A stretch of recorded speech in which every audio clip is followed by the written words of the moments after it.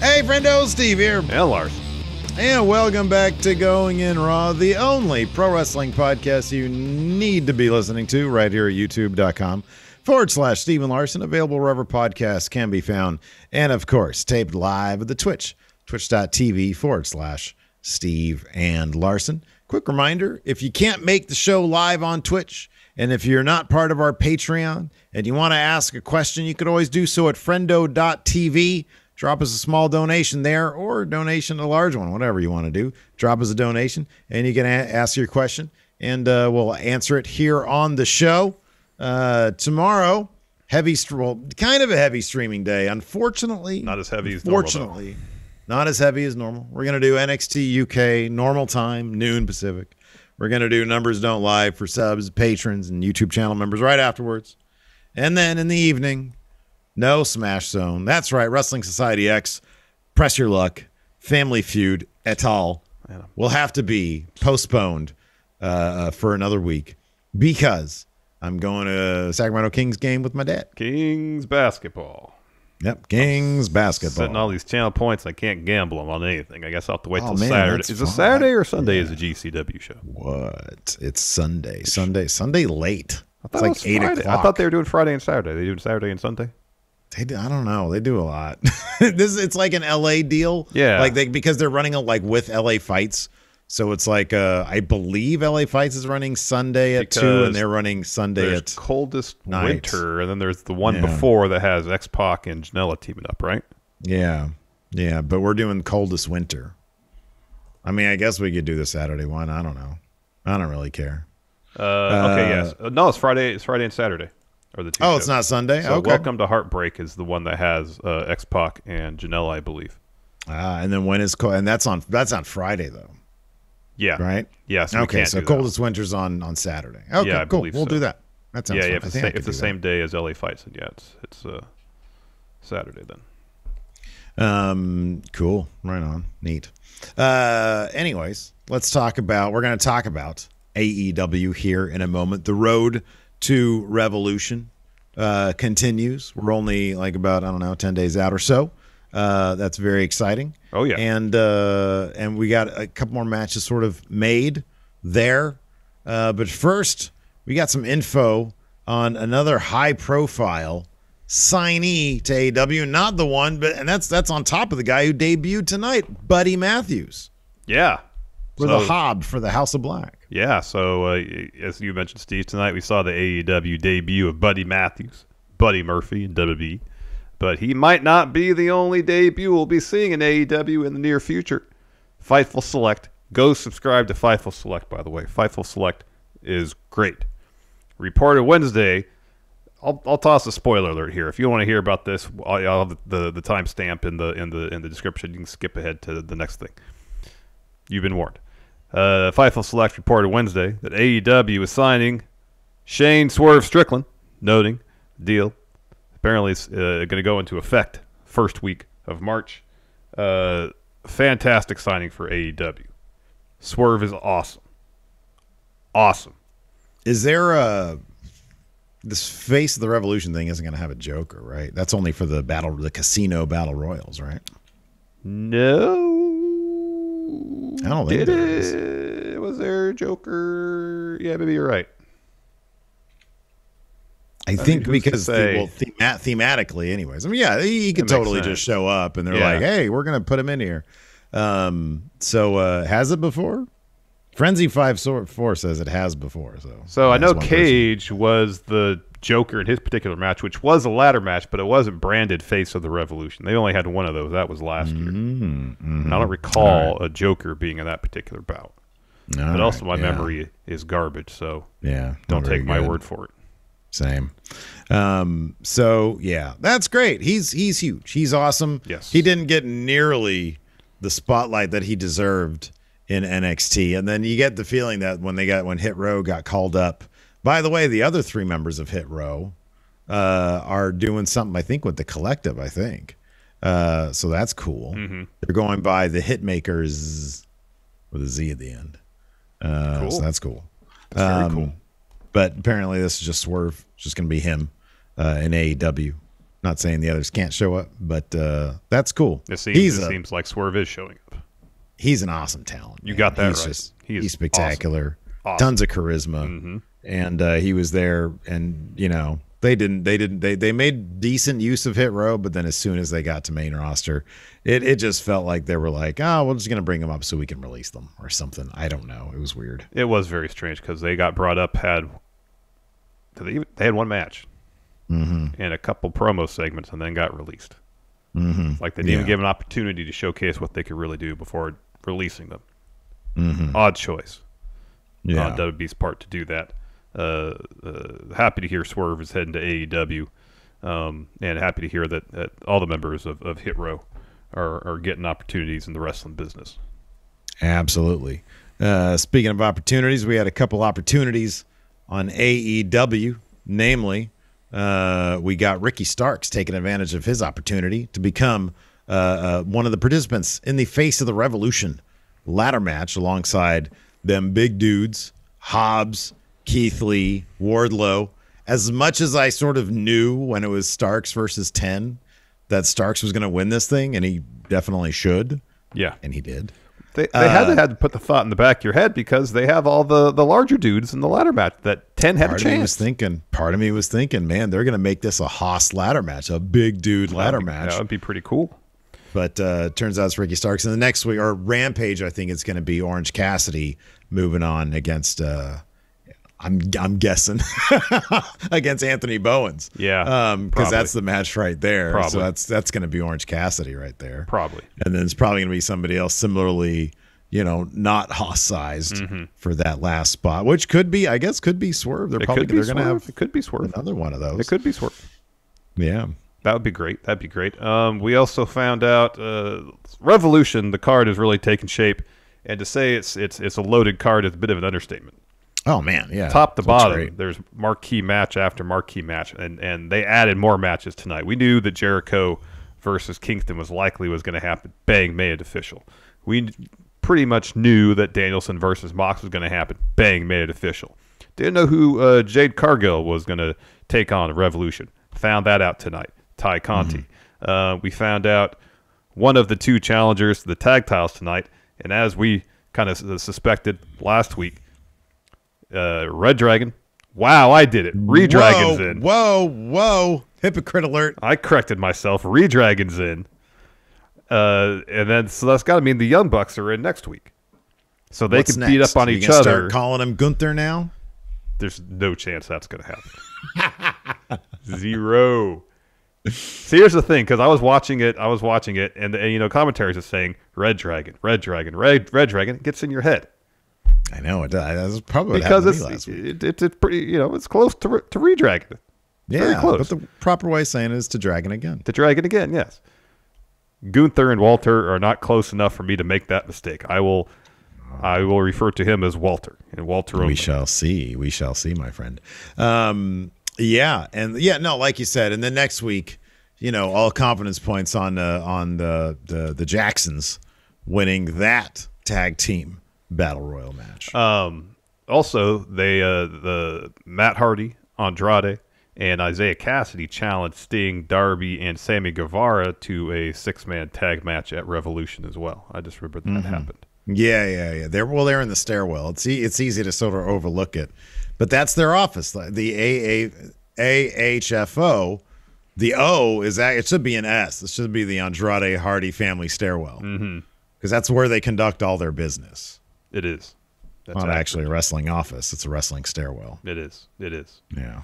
And then probably one of the more surprising aspects of Dynamite is MJF came out and delivered a very vulnerable promo, or even Tony Schiavone on commentary was sympathetic towards MJF. Yeah. Quite a feat.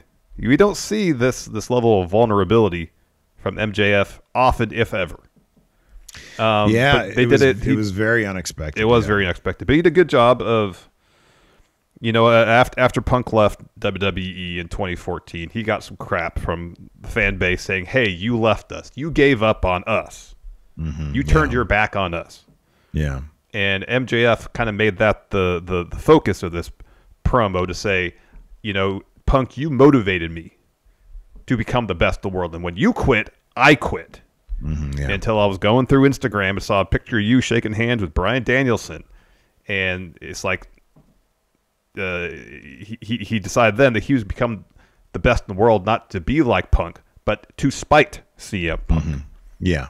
It was really good. It was really good stuff. It was so good. Sorry to get this one point out. That Punk came out because MJF made, apparently that's the vibe I got from the performance. Punk felt so bad that he came out to confirm with MJF that this was all legit. Yeah. And very subtly, MJF just kind of says, yeah, and then just leaves. He had a tear in his eye. Yeah. He cried. And some of the stuff he was talking about was just really like heartbreaking. I thought it was an amazing promo. I thought it sort of spoke to, like, we've often criticized MJF for going after low hanging fruit. And it's like, I do kind of wonder at this point how much of that is sort of carefully crafted to specifically be the guy that goes after low hanging fruit, so that he can then drop a promo like this, which illustrates, and it's such a stark contrast. And it was so wonderfully done. It was a marvelous performance. I mean, I do think that this is going to be just sort of the swerve thing where next week CM Punk will express some compassion for MJF, and it's all a big ruse, and then Punk gets powerbombed like 10 times and then through a table or something. Because I expect CM Punk to win at Revolution. Same. I mean, the fact it's one of those things where MJF, he can hang 2 wins on Punk in Chicago. That's worth more than like a championship title. Yeah. I mean, that's huge. Yeah. So of course Punk is gonna get one back for him. One thing that I really loved about tonight was Hangman Page.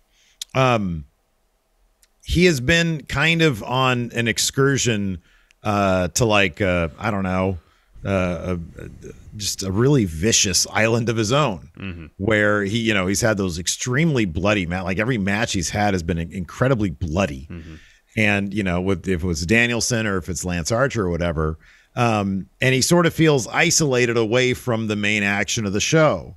And ever since Cole got reintroduced or got introduced into the title scene, and then especially tonight, he feels like, because of his relationship with the Young Bucks, the complications with their relationship with Cole and Redragon, it feels like Page and that crowd response, and Page sitting down and doing story time with Adam Page and killing the promo, just killing it, made him feel like an A champion there on AEW. Those are some big shoes to fill. Jericho, Mox, Kenny, and Kenny, of course. Those are some really, really big shoes to fill. And tonight was like sort of a big step, I feel. And beating Cole at Revolution is going to be huge as well, which I expect to happen as well. Yeah, I do too. I expect that to happen as well. He really came off like an AEW world champion tonight, mixing it up with all the AEW, main players. I thought it was a really great moment for him. Yeah, agreed. All right, let's take a quick break here to get a word from our sponsor, BetterHelp. So, Larson. Yes, Steve.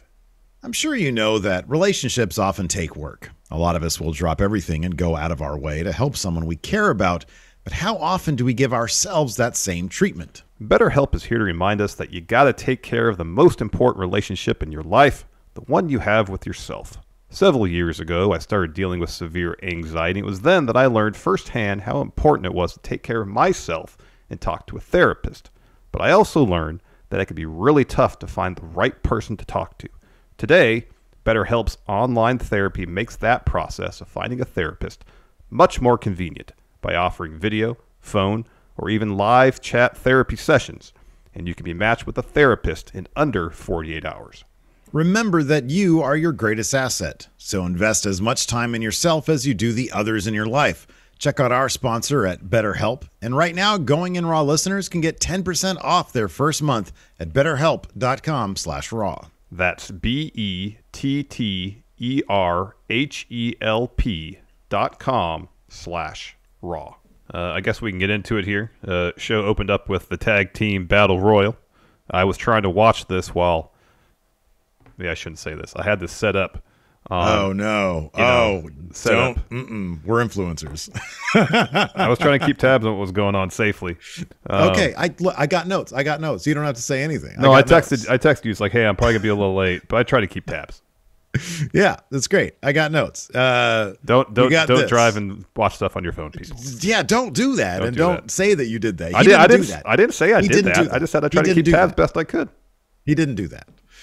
So we had of course Jurassic Express and that creepy little bastard Christian come out to check out the action there on the stage. I got all the eliminations here. I'm gonna read them all because I took notes. We had the Blade eliminating Reynolds. We had Silver eliminating Blade. Ortiz eliminating Austin Gunn. Santana eliminating Colton Gunn. And of course, this is both people. It was really clever. They've done this before, but both people have to be eliminated for your team to be eliminated. Yes. And so there was some great moments here at the end where, 5 different teams or 6 different teams were represented by one guy towards the finish. It was cool. So then Best Friends eliminate Butcher. Kyle O'Reilly eliminates Chuck. Private Party gets eliminated by I don't know who because they cut away really quick. Or it was Cassidy was eliminated. Mark Quinn was eliminated first. And then Silver comes in. Tries to eliminate Cassidy. He falls back into Matt Hardy's arms, who props him back up, and then Silver eliminates him anyways. Santana eliminated 2.0, both of them. The Young Bucks eliminated Ortiz, which leaves FTR, the Bucks, Redragon, Trent himself, John Silver, and Santana. Nick saves Kyle O'Reilly from being eliminated by FTR, but then they immediately eliminate Nick because he's in a vulnerable spot because he saved Kyle O'Reilly. So he sort of sacrificed himself for Redragon. Orange Cassidy helps Trent stave off some elimination. And then Trent is able to, he gets on his shoulders. And then Trent's able to eliminate Bobby Fish. Tully tries to help eliminate Silver with Cash, but Silver Silver eliminates Cash.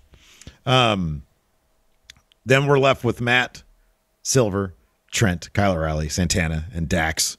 Santana and Trent battle on the apron. Kyle O'Reilly and Matt eliminate them with some big boots.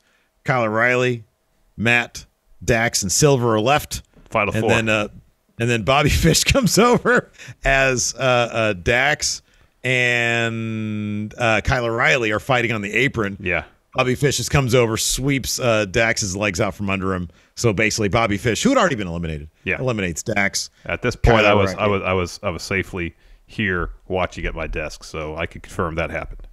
Good, right on. So then we have Kyle O'Reilly and Matt. They're trying to double team John Silver. They both throw Silver out. Kyle O'Reilly immediately throws Matt out. Yeah, and then the Bucks get in, start arguing with Redragon, Hangman. Page comes out, attacks Redragon. Bucks are like, all yours, buddy. Yep. All yours. Cole shows up, tries to sucker kick Hangman Page. He catches it, fights him off, tries for a buckshot. Fish pulls Cole out. Silver attacks them. Silver puts Kyle O'Reilly back in. Kyle O'Reilly eats a nasty buckshot lariat. Yeah. And then we get story time with Adam Page. Yes. Adam Page was sitting in a chair, much like I was sitting here watching him deliver this promo at this juncture. Right, not driving. Importantly, not driving. I was your not car. driving. 100%. I was sitting here. I texted you like. At this point, you were definitely in your chair. Yeah, I was. You texted me. I have the receipts. Yes. At this point, you were not. I was definitely in my chair watching.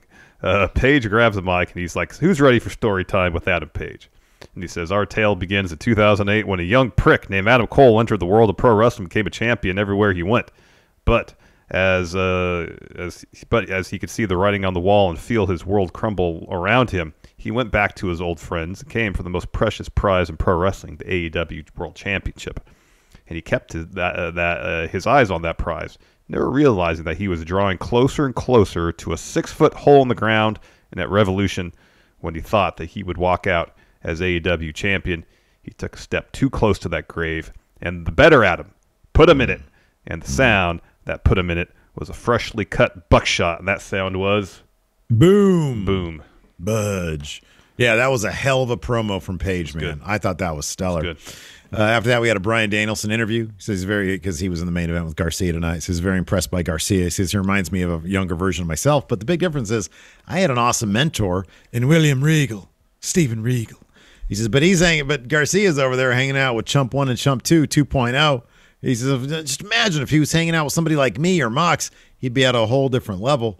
He says, speaking of Mox tonight, let me give you your answer, Mox. Yep. Next, we have MJF promo. And he talks about how he used to love CM Punk. And he gets at the fans why they would want to boo him. So, hold on. Wait. Before you launch into this promo, there's some language in here that he uses that we're not going to use in the promo because it would be inappropriate for us to use that language. It speaks to his experiences being bullied because of his Jewish heritage. So when we skip over that language, that's going to be why we don't say those words. But they were very powerful, very ugly words that were thrown his way. So instead of you just stumbling around, sometimes I get caught in these. I'm like, oh, I can't say this right here. Yeah.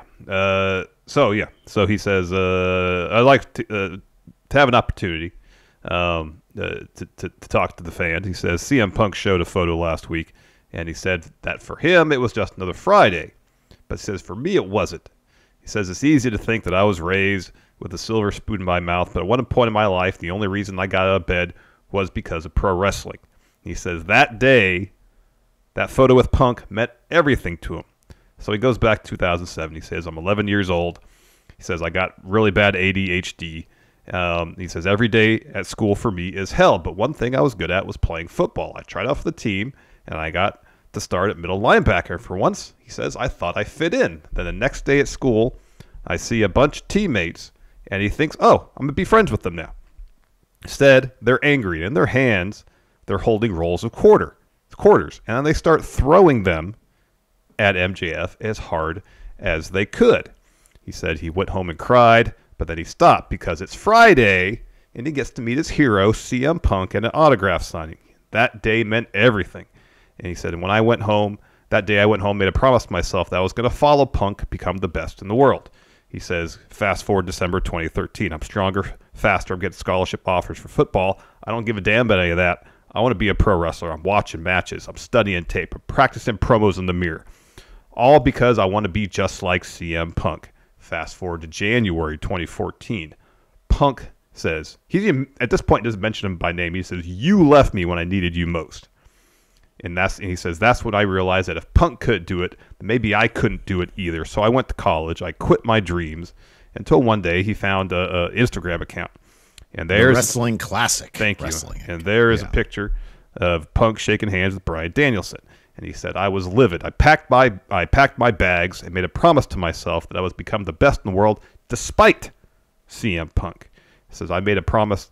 I'm going to make a promise to any kid who has gotten bullied that you can see me on TV and believe in me and not leave them like that gutless coward CM Punk. He says that Revolution, this dog collar match, Punk, you can do whatever you want. But I'm not going to quit because then I'd be just like you. So then Punk, no music, no pyro, no lights, just walks out to the ring. And he's walking out half expecting to swerve because he walks out and one of his hands the whole time is balled up in a fist. Yeah, he sort of looks around. He's looking for like Wardlow or the chairman to come out. Yeah, and he's kind of walks in the ring and approaches MJF, but not too close. Leans in towards him and just says, is this real? And no mic either. Yeah. No mic. The camera just gets a little bit closer, Yeah. And he just says, is this real? And MJF just kind of mutters something and then has a tear in his eye and just leaves. Yeah. It was really, really good stuff. Mm-hmm. Yeah, CM Punk is totally going to get suckered into it next week, though. After that, we had... Well, let me ask you this. What if he doesn't get suckered into anything next week? Maybe they'll... Yeah, I don't know. Like, how do you deal with that? Maybe it might be better. I mean, I guess...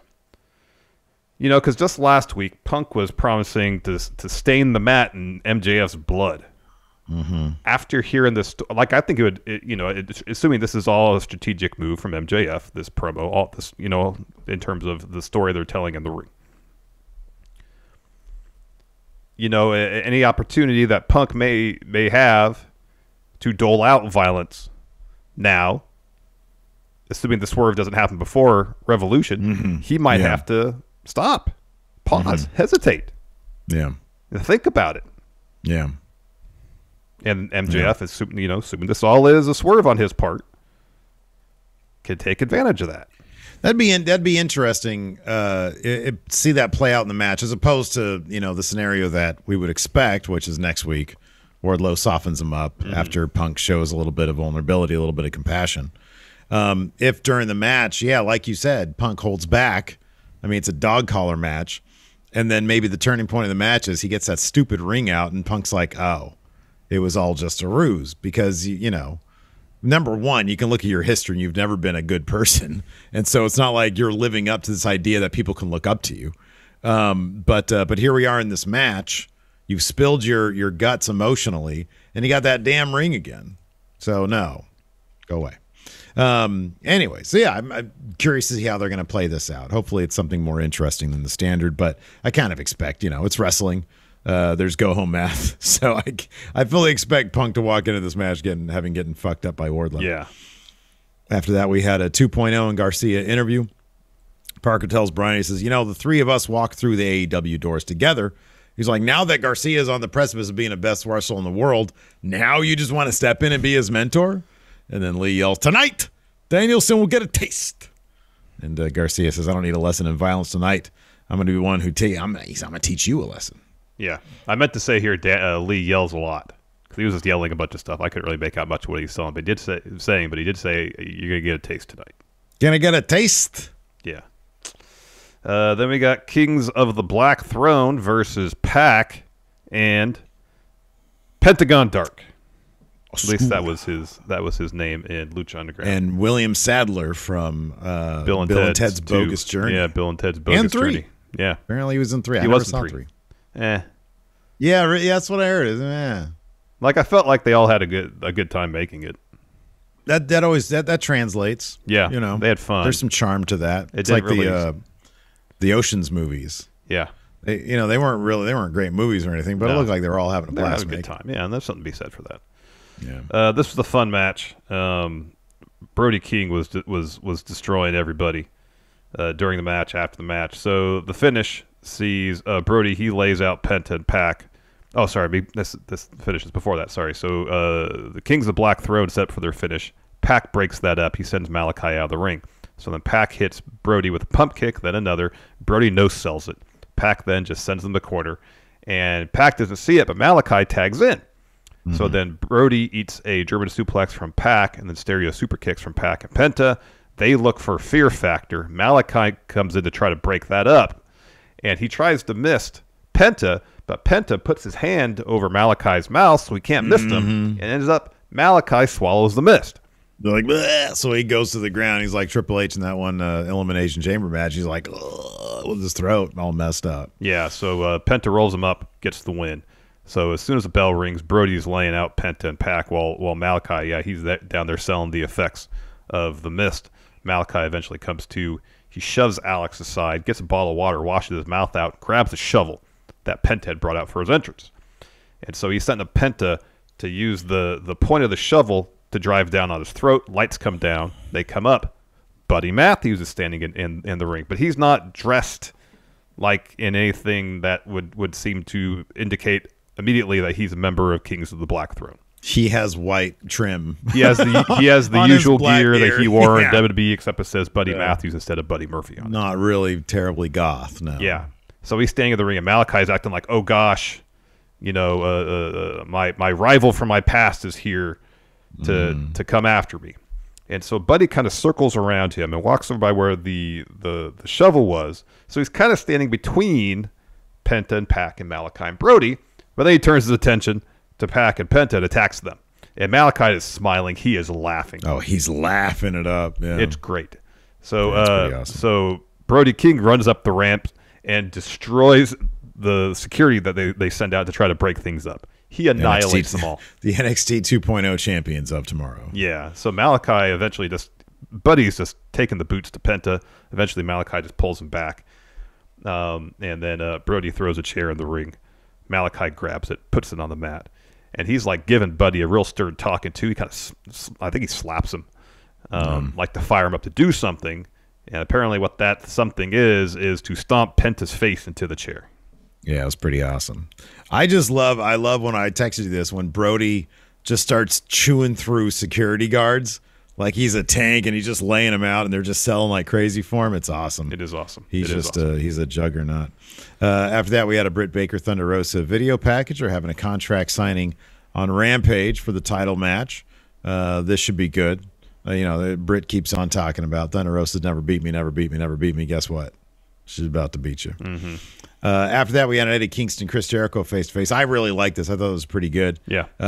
Eddie comes out wearing what looks to be some sort of bootleg Public Enemy long-sleeve T-shirt. the actual little iron-on graphic looked kind of cheap. And he had some gray sweatpants on. And I love that he gets the gray sweatpants with the pockets on them. The cargo ones, yeah. Yeah, the cargo ones, exactly. Yeah, so you can still store stuff. He can put a bunch of pennies in there. So anyways, all the NXT 2.0 security guards are out there. And he's like, what's all this stuff? This isn't sports entertainment. This is pro wrestling. And Jericho's like, first Eddie gets on the crowd for singing that song. Say they're massaging Jericho's ego. Yeah, massaging his ego. And he's like, what's with the security? And Jericho's like, I arrange it. I want us to talk like men rather than fight like a common street thug, which you consider yourself. And Eddie's like, you got no idea what that means, do you? So Eddie says, I have no idea why we're doing this. I'd rather just fight. And since Jericho doesn't want to fight, he says, hey, TK, can you bring out like Chris Statlander and Willow Nightingale? I want to see some women fight. He says, this is a wrestling company, not a sports entertainment company like the one down the road. And Jericho's, yeah, we're down the road from Stanford, but unlike our sports entertainment's going to be entertaining. And he says, I got a story about you, Eddie. He says, when I first heard that you were coming, everybody was really excited. And I was like, who's Eddie? I'd never heard of Eddie before. I thought they might be talking about Eddie Edwards. Yeah. He says, but then I saw him and I realized why I hadn't heard of you. It's because you look like a jobber. He says, then I saw your match against what's his name, and I heard his promo. What was the reference there? Cody. Oh, yeah, that's right. Oh, there's our Cody reference for the day. We can put him in the thumbnail now. Yeah. He said, I realized that you have what it takes to go to the top, and you could be a huge baby face. And Eddie's like, hey, what's a baby face? Jericho says, finally, after years, you signed a contract with AEW, made it to the big time at the age of 38. He says, everybody was excited for you, Eddie, except for me, because I don't give two shits about you. And I know why, because you're jealous of Chris Jericho, because you're jealous of me. He says, because I made it to the big time when I was 22. By the time I was 38, I had been a multi-time world champion and had made millions of dollars. He says, the reason why you're jealous is because you don't believe that you could ever be at my level. Mm-hmm, mm-hmm. Eddie says, the only reason Jericho main evented anything is because I wasn't there. He says, because I don't leech off people. I don't politic with the promoter. I do things my way because I'm going to be me until I die. He says, I don't want to talk to Jericho. He says, your heart doesn't pump. He says, I don't want to talk to you, Jericho. My heart doesn't pump Kool-Aid. He's like, my blood's too thick, Yeah. He says, I'm too tough for you. It might work on the younger talent backstage. Oh, here, let me tag with you. It'll help you out. He says, but not me. I want to fight, and let's do it at Revolution. Sorry. Sometimes my notes aren't written that. No, it's great. I'm starting to decipher them a lot better these days. I think I'm a little smoother with your notes. Good. So Jericho then asks Eddie if he knows what achievemophobia is. I think, is that an actual name? I have never heard of that. This? I have never heard of that. I have never heard of this either. Sounds like something he would have seen on Facebook. He says it's the fear of success. I've heard of the fear of success. Yes. I've heard of that. I've just never heard of achievemophobia before. Yeah. He says, Eddie, you're terrified of making it to the top. He says, Eddie, like you consider your destiny. You consider your destiny to be one of failure. He says, and he starts bringing up his family. Eddie's getting pissed. He's like, your first hero was your uncle, and he was a failure. He says, you believed in your father, and he was a failure. And deep inside, you think you're a failure. He says, I know what your problem is. You can't win the big one. And this is where Jericho starts illustrating the exact parameters of this feud. And he does this sometimes because Jericho, to his credit, has very specific ideas for his feuds to get other people over. He's done it with Cassidy. He's done it with Kenny, Mox, with everybody that he has lost to. Sometimes he's just really, really literal with his promos. And this is one of those situations. He says, you can't win the big one. And in this company, I am the big one. Not Danielson, not Punk, not Hangman Page. It's Jericho. I'm the big one. He says, if you want to challenge me, you got it. He says, and if you manage to beat me at Revolution, I will look you in the eye. I'll shake your hand and I'll tell you, you have my respect because that means I've helped you overcome your fear of success. And I like this even in this instance. Jericho takes credit for for Eddie's accomplishment, Right. Yeah, I know. Yeah. So Eddie then steps in and says, I want the Jericho that won the AEW title. Give me the Jericho that bleeds buckets. Give me the Jericho that your close friend Levesque hated. Because if you don't, I'm going to eat you. And he gets really close. And he says, he whispers into the mic. He says, I'm going to eat you alive. Yeah. And then Jericho says, I'll give you that, Jericho, and so much more. He says, and I can see it in your eyes that you can't win. He says, the opinion you have of yourself is the same one that I have of you, that you're a loser. I like before Jericho responded to the last bit, the eat you alive, he triple pumped on the mic. He brought it up, brought it down. Yeah. Brought it up, brought it down. Yeah. It was the third try. Like he didn't know what to say exactly, Yeah. Eddie was really good, and I like that he let Jericho. Sometimes Jericho does have a very specific thing that he wants to get out. Sometimes, like with Punk, I think, there's a bit more like sort of interjecting because it's a bit more, I think, improv-y. But in this case, Eddie just let Jericho do his thing, and it worked. It worked a lot better than maybe the awkwardness of some improv there. Yeah, potentially. After that, we had a Andrade Hardy family office promo from the stairwell. Hardy is talking about Andrade winning that TNT title from Sammy Guevara on Friday, and he's asking kind of jokingly, hey, do you want to tag in Isaiah Cassidy to score the pin for you? And then Andrade says, no, I don't need anybody in my corner to win, but hey, if you have my back, I'll have yours.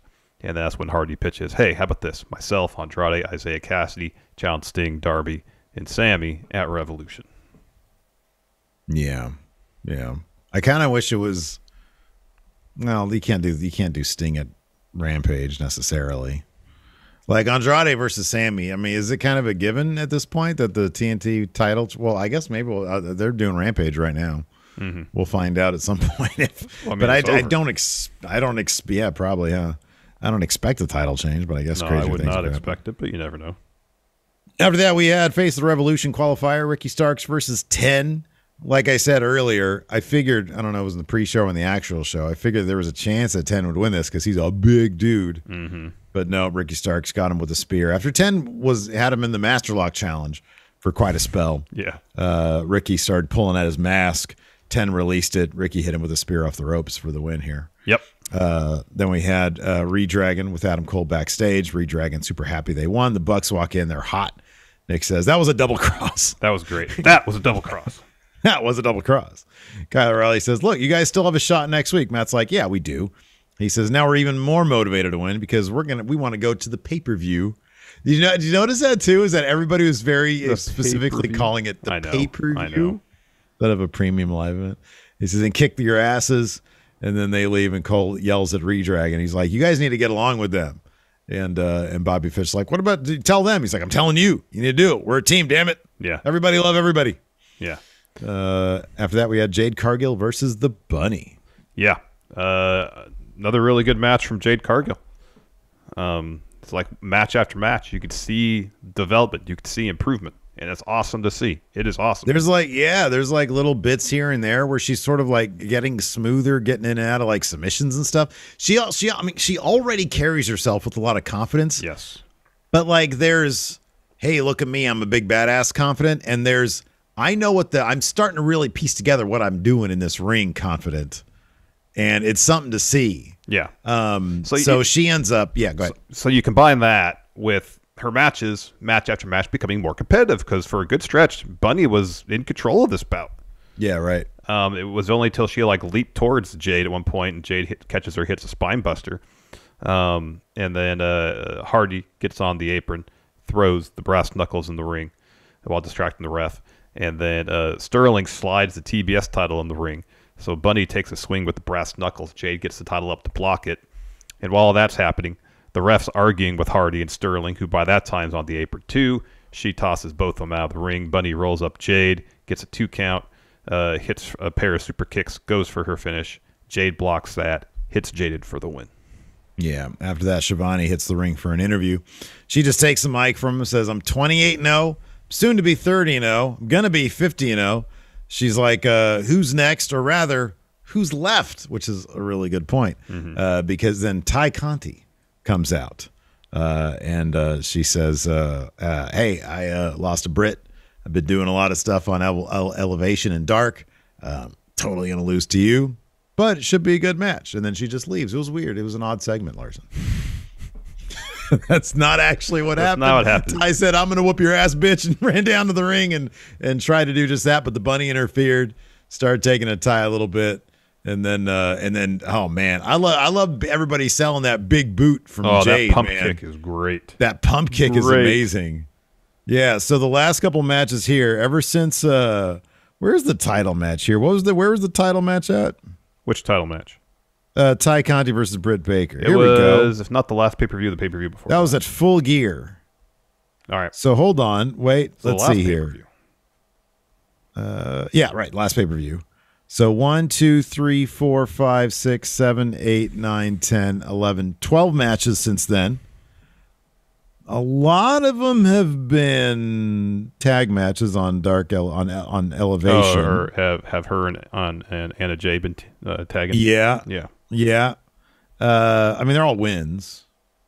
Let's see here. She was in some sort of multi-man on Rampage back in December. Rampage in late December. Oh, that was the street fight. Oh, that was the good. That was the street fight. Yeah, that was good. That was good. Yeah, but ever since then, she's been on Dark and Elevation. But she's a good wrestler, so that's cool. Mm-hmm. She is good. She is good. But the question is, what happens after that? Because Jade has a really good point. Yeah, I mean, there's people. There are people, but like legitimate. It'd be kind of cool if at some point, I don't know, Serena Deeb maybe. Mm-hmm. Mm-hmm. I mean, she's doing that 5-minute rookie challenge thing. Yeah, she's got another one of those on given Friday. that she could say, "Hey, Jade, you might be champion, but in my eyes, you're still a rookie." I mean, that's good for a match on Dynamite, I guess. Maybe. It'd be a good match. Yeah. So after that, we have a Keith Lee interview. So he's asked about facing off against his opponents in the Face of Revolution ladder match. He talks about, Wardlow and Hobbs. And now Starks, and he says Starks is the only person of those I'm actually really familiar with. And Ricky Starks comes in and is like, hey, I remember you, essentially. And he kind of imitates his deep voice. Yeah, and he says, but here, this is AEW. There are the rules around here. Team Taz run things. And seeing as you're new here, you got to start all over. Mind your P's and Q's, and that's all I really got to say to you. And so he leaves, and Hobbs steps up to lead a little bit. And starts, yeah. And then Stark comes back in and says, let's save that for Revolution. Oh, man, he puts a damper on it, man. He's like, no, we're not going to do this. Yeah, that was cool stuff. That was neat. After that, they announced Double or Nothing returns to Vegas. Oh, was that the big Tony Khan announcement? No, Double or Nothing's coming back to Vegas. I don't think that's the huge Tony Khan announcement. Huge announcement tonight on Dynamite. Although it's pretty cool. So they said that Dynamite and Rampage are going to be from the arena at Mandalay Bay. Mm-hmm. And then Double or Nothing is going to be at the T-Mobile Arena. That's where the Golden Knights play. That's where they usually have the huge UFC cards in Vegas. Okay, that's the huge announcement. All right, great. I'm joking. So earlier in the night on Twitter, Tony had a little video where he was being interviewed by Shivani, who was asking him about the big announcement. All we know is that he said that it's a big deal for wrestlers and fans. Can't say anything about it because the lawyers have told him to keep it quiet. He used the term NDA. And he hopes to announce something. Something is coming soon. Or we've already speculated on it. Someone is coming. Now with these additional details. Veer is coming to AEW. He is clearly signed to WWE. Veer. Then we had our main event, Daniel Garcia versus Bryan Danielson. This delivered what you'd expect from two really great technical wrestlers. So early on, Garcia's trying to hit Danielson with some strikes, and Danielson is like, show me some real violence. And then after that, Garcia hits a couple more chops, and Bryan just takes him down, just punches him with some body shots, butterfly suplex, looks for an armbar, and they're like countering each other, doing some great groundwork. Eventually, Bryan gets on, I think, a label lock. Garcia gets his foot on the rope. And there's a lot of that. So Garcia, during like the picture-in-picture commercial break, is just working over Danielson's knee, hits a few dragon screw leg whips, chop block. Eventually, though, Danielson locks in a heel hook of his own. So then Garcia locks on a heel hook to match. And so they got heel hooks on. And then with their other leg, They're hitting heel kicks on each other. Eventually, though, Danielson transitions out of that, ground and pound, tiger suplex, covers, gets a 2 right into cattle mutilation. Garcia escapes that, puts on an ankle lock. He kind of stomps on Danielson's head a bit. Danielson escapes that, and so they're kind of doing like the test of strength, where they both have their hands kind of interlocked. And so they're doing that, but then they're hitting each other with forearms. Yeah. It was great. Eventually, Danielson slaps Garcia. Garcia goes for another dragon screw after already hitting 2 prior to that, I believe. Danielson blocks that, hits some Danielson stomps, locks on a triangle, flexes on Garcia. Ref calls for the bell. Yep. Yeah. And then Danielson... After that... Oh, sorry, go ahead. Oh, Brian calls for the mic. He tells Garcia that's exactly what he wanted to see. Then 2.0 hit the ring, try to lay out Brian, and then Mox runs out, but really he just sort of urgently walks out from, through the crowd with 90 seconds left in the show. He gets there. He sends 2.0 out of the ring, hits Garcia with a paradigm shift. Brian grabs the mic, says, "I don't need a chair to make anyone bleed," throws a chair down.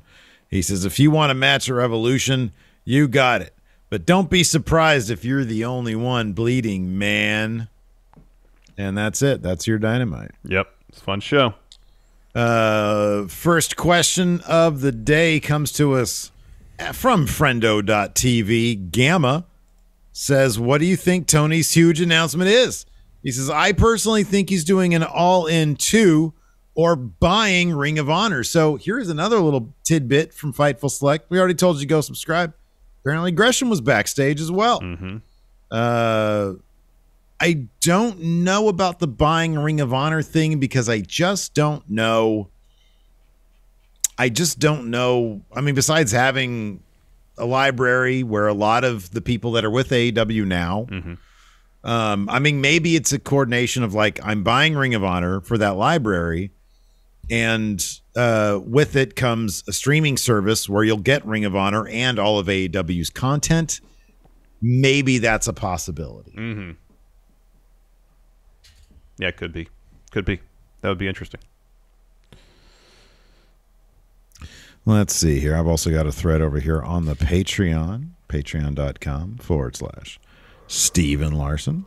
A lot of good stuff over there. We got some bonus content. We do. The Numbers Don't Lie is filming tomorrow. We're doing that one on Goldberg. So if you haven't got your votes in yet on Goldberg, please do. Soken Rose says, "If you become a wrestler someday, what would your ring name be?" Well, number one, that'd be a medical marvel if I became a wrestler someday. We'd be the Shit Twins.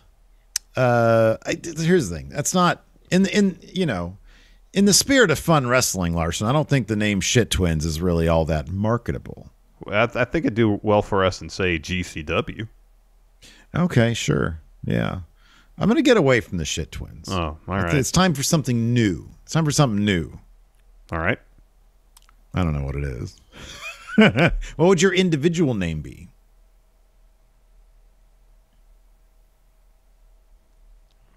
I don't know. You kind of broke my heart when you disbanded the Shit Twins, so... man, I'm sorry. I'm quitting this wrestling thing, I guess.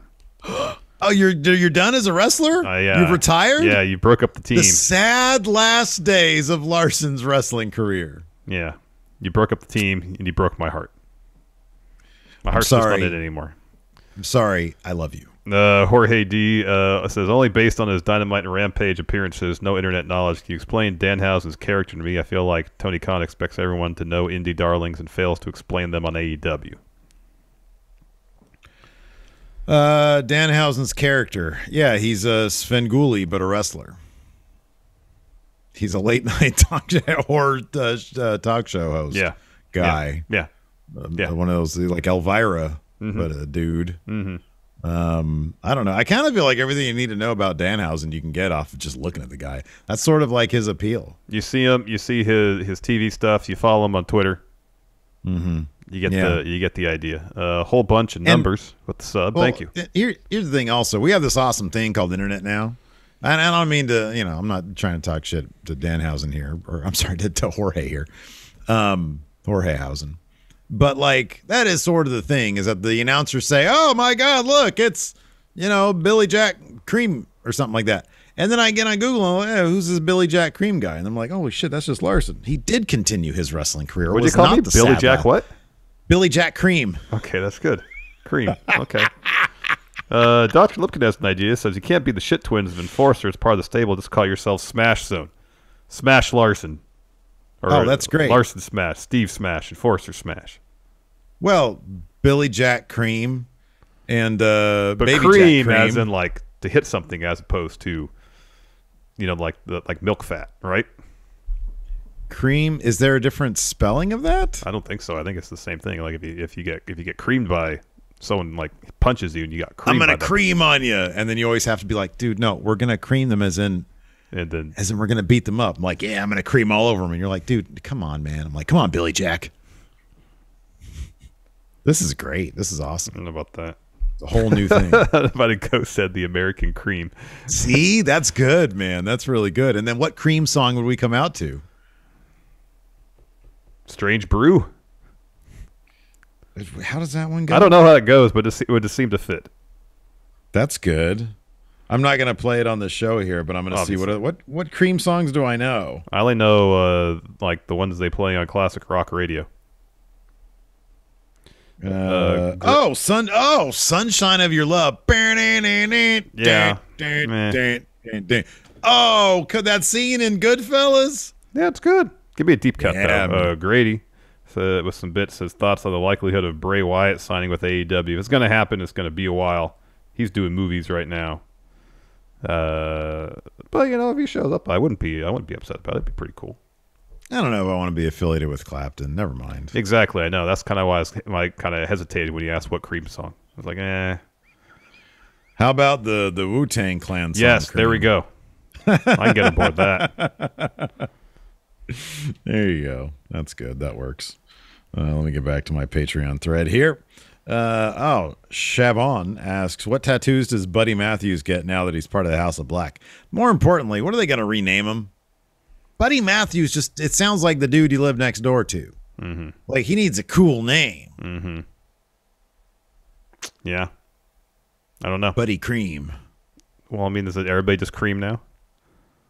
Nah, he'd have to be in our faction. Yeah, Dan Daniels here says, Steve, have fun sitting courtside at the Kings game. Between the two of you, who would have a better chance of hitting a half-court shot for $10,000? Probably Steve. I mean, traditionally, probably me. I feel like that's kind of a 50-50 thing, though. It's not like I'm inherently, like, a better shot than Well, you. I think you put her odds way too high at 50-50. Be like 5%.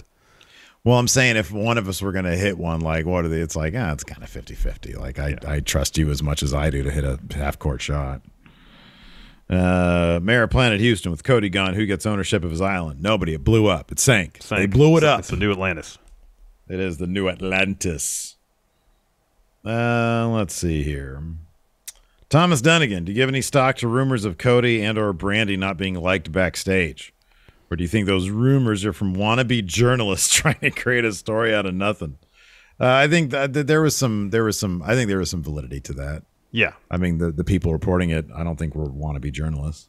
No. I think you're right. You're right. Filthy Gunthers asks, what was the original plan for the TNT title before Cody's contract situation happened? Would Sammy Guevara still have ended up with the TNT title? No. Cody would have had it if he re-signed. Cody would have had it. And maybe he would have lost it to Andrade then. That could be. Imposter Naked Midian says, hey guys, it's my birthday today. Can I get a happy birthday? Happy birthday. Billy Jack says, happy birthday, Imposter Naked Midian. Let's see here. Eddie Brock's Venom says, with Cody leaving and going back to WWE, what do you think Triple H would think about that situation? I knew he'd come back. He'd probably say, it's all a business. Yeah, that's exactly what he'd say. Yeah. I find it funny people think that, everybody who leaves here just can't come back. Drew McIntyre left, came back. Oh man, you got it exactly right. That's exactly he would what just he name would a bunch say. of people who left and came back, and his mind bettered themselves.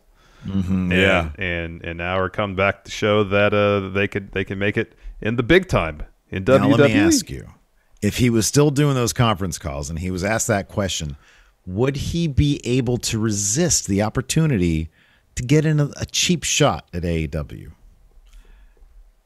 You know, I feel like for the most part, apart from the Pissant Company thing, I don't really feel like he took a whole lot of cheap shots. No, because by and large, right after that, once they got into competition, he couldn't. Speaking of creamed. Yeah, that dude got creamed. Yeah, he couldn't say shit. Nope. Nope. Oh, man. All right. Anyways, that's going to do it for us, everybody.